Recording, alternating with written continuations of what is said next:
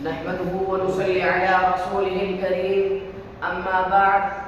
جناب صدر حکم صاحبان، معزز سامعین، آج میری تقریر کا عنوان ہے غیروں سے نہیں اپنوں سے اسلام کو نقصان پہنچا ہے، یعنی ہم نے خود اپنا نشیمن پھونکا ہے.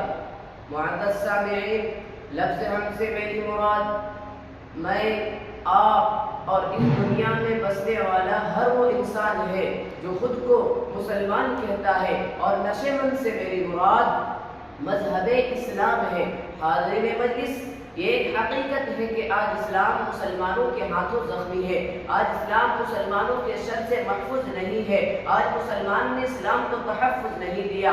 آج اسلام کو مسلمانوں کے ہاتھوں تحفظ ملتا تو بھائی بھائی کا گلا کاٹ کر اسلام کو بدنام نہ کرتا. مسلمان زر اور مال و دولت کے بدلے قتل و غارت گیری کر کے اسلام کو بدنام نہ کرتا. فرقے مختلف ہونے کی بنیاد پر مسلمان ایک دوسرے پر خودکش حملے کر کے اسلام کو بدنام نہ کرتا. مساجد اور امام بارگاہوں میں امن و شانتی کا درس ملتا.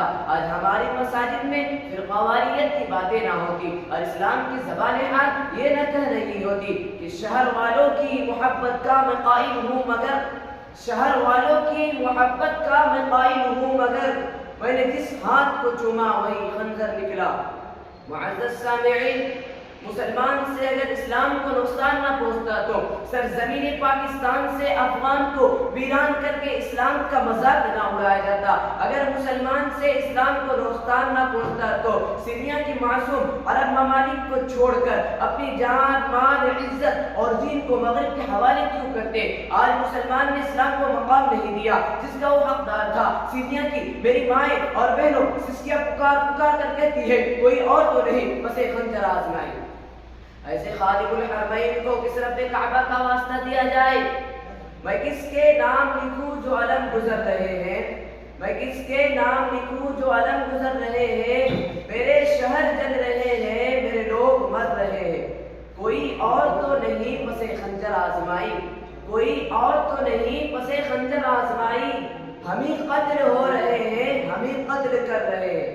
معزز حاضرین، میں مان لیتا کہ مسلمانوں سے اسلام کو نقصان نہیں پہنچ رہا ہے اگر میری آنکھوں نے حلب کے معصوم بچوں پر ظلم نہ دیکھے ہوتے، اگر میری آنکھوں نے عراق میں مسلمانوں پر مسلمانوں کا قبضہ نہ دیکھا ہوتا، اگر میری آنکھ نے یمنیوں کو جلتا نہ دیکھا ہوتا، اگر میری آنکھ نے برما کے مظلوموں کو عربوں سے مایوس نہ دیکھا ہوتا.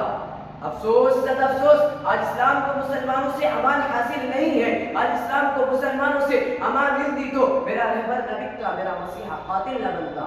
تمام پیڑ جلا کر خود اپنے ہاتھوں سے، تمام پیڑ جلا کر خود اپنے ہاتھوں سے عجیب شخص ہے سایہ تلاش کرتا ہے. جناب صدر، اسلام کو مسلمانوں سے کیسے نقصان پہنچ رہا ہے یہ دیکھنا ہے تو مسلمان کی بتائی ہوئی قیمت اس کے منہ پر مار کے دیکھو. یہ اپنا ضمیر بیچ دے گا، یہ تمہاری بتائی ہوئی جگہ پر بارود بچھا دے گا. یہ کھلاڑی ہے تو ملک کی عزت بیچ دے گا. یہ ڈاکٹر ہے مریض کا گردہ بیچ دے گا. یہ مصنف ہے اپنی تحریر بیچ دے گا. یہ مفکر ہے تو اپنی سوچ بیچ دے گا. اور دنیا ایک زبان ہو کر پکار اٹھے گی، ہے اسلام اور اس کے ماننے والے، اسلام کو مسلمانوں سے کیسے نقصان پہنچ سکتا ہے؟ اس سوال کا جواب چاہتے ہو تو آنسو بہاتی اس بوڑھی ماں کو دیکھیے جس کے بیٹے جائیداد کے لیے ایک دوسرے کو قتل کرتے ہیں. اس سوال کا جواب چاہتے ہو تو اس بھنگی کو دیکھیے جو 10 سال مدرسوں میں رہنے کے باوجود بے ایمان رہ جاتا ہے. اس سوال کا جواب چاہتے ہو تو اس مسجد کو دیکھیے جہاں بارود پھٹتا ہے تو مسلمان بکھر کر شیعہ، سنی اور بریلوی ہو جاتے ہیں. دوستو، آپ جانتے ہو اگر سورج سر پر ہو تو سجدہ بھی روا نہیں. آج ہمارے سر پر دکھوں کا سورج ہے. اٹھو کہ اب ہمیں ساتھ چلنا ہے، کیونکہ آج اب کل اسلام کی ترجمانی ہمیں ہی کرنا ہے. اور ہم جانتے ہیں آسمان جلدی زمین پر نہیں آنے والا، آسمان جلدی زمین پر نہیں آنے والا. اب اور کوئی پیغمبر نہیں آنے والا. پیاس کہتی ہے چلو ریت نچوڑی جائے، پیاس کہتی ہے چلو ریت نچوڑی جائے. اپنے حصے میں سمندر نہیں آنے والا. تو پکارے گا تو ایک اہل حرم آئیں گے، تو پکارے گا تو ایک اہل حرم آئیں گے، پر اڑاتے ہوئے نصرت کے عالم آئیں گے. اب ابابیلوں کے مانند ہم آئیں گے. یہ الگ بات ہے کہ تعداد میں کم آئیں گے، یہ الگ بات ہے کہ تعداد میں کم آئیں گے. وآخر دعوانا الحمد للہ.